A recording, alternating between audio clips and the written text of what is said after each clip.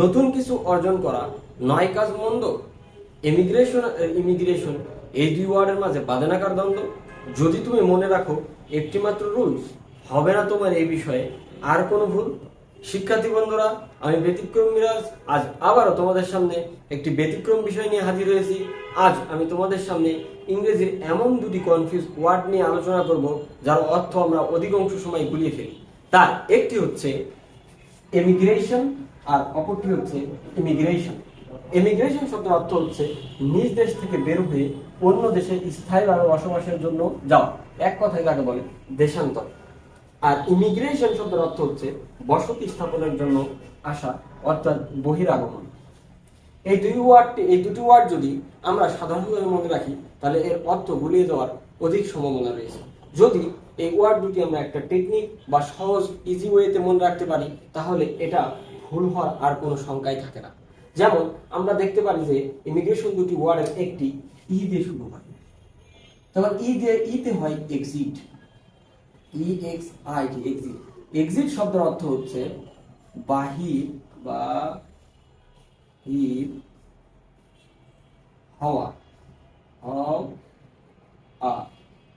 তো যখন এক্সিট অর্থ যেহেতু বাইর হওয়া, তাই ইমিগ্রেশন শব্দটা যদি ই দিয়ে শুরু হয় তাহলে এর অর্থ হবে নিজ দেশ থেকে বের হয়ে অন্য দেশে স্থায়ীভাবে বসবাসের জন্য যাওয়া, অর্থাৎ দেশান্তর। যদি ইমিগ্রেশন অপর ওয়ার্ডটা শুরু হয় আই দিয়ে, আইতে হয় ইন্টার। ইন্টার শব্দের অর্থ হচ্ছে আন্ত। আমরা জানি ইন্টারসিটি ট্রেনগুলো বিভিন্ন অঞ্চল থেকে মেন কেন্দ্রীয় শহরে প্রবেশ করে। যেমন আমরা যদি ঢাকাকে মেন কেন্দ্র হিসেবে ধরি তাহলে সিলেট থেকে, চট্টগ্রাম থেকে, খুলনা থেকে, রাজশাহী থেকে সকল ট্রেন মেন কেন্দ্র অর্থাৎ ঢাকা এসে প্রবেশ করে, অর্থাৎ বাহির থেকে একটা মেন কেন্দ্রে প্রবেশ করা। তাই যদি ইমিগ্রেশন বানান আই দিয়ে শুরু হয় এর অর্থ হবে বসতি স্থাপনের জন্য আসা, অর্থাৎ বাহির থেকে আসা। যেমন অর্থ এক কথায় বলে বহিরাগমন, কারণ আইতে হয় ইন্টার, আর ইন্টার শব্দের অর্থ হচ্ছে বাহির থেকে প্রবেশ করা। আমরা যদি এই দুই ওয়ার্ড সম্পর্কে আরেকটি উদাহরণ দেখি তাহলে এই বিষয়টা আমাদের নিকটে আরো ক্লিয়ার হয়ে যাবে। ধরো বাংলাদেশ থেকে বাংলাদেশ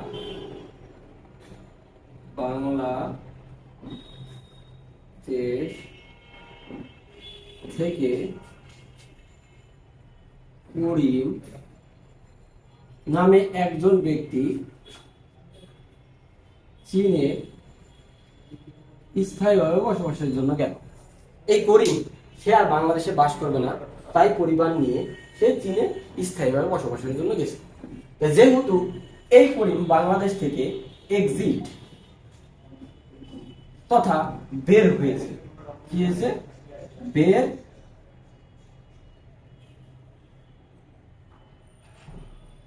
হয়েছে। যেহেতু এই করিম বাংলাদেশ থেকে বের হয়েছে তাই এই করিমকে বাংলাদেশ থেকে ইমিগ্রেশন বলা হবে। ই দিয়ে শুরু হওয়া ইমিগ্রেশন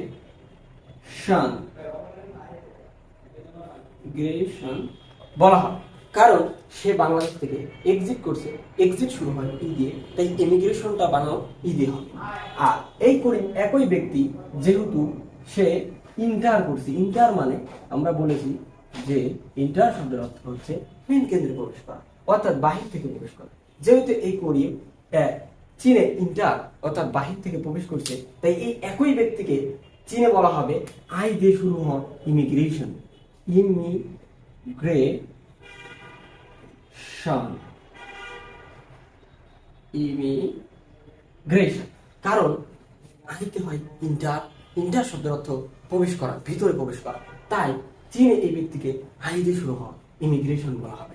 শিক্ষার্থী বন্ধুরা, বিষয়টা যদি তোমাদের কাছে খুব ইন্টারেস্টিং মনে হয় তাহলে তোমরা আমাদের ভিডিওতে একটি লাইক করবে, কমেন্ট এবং বেশি বেশি শেয়ার করবে।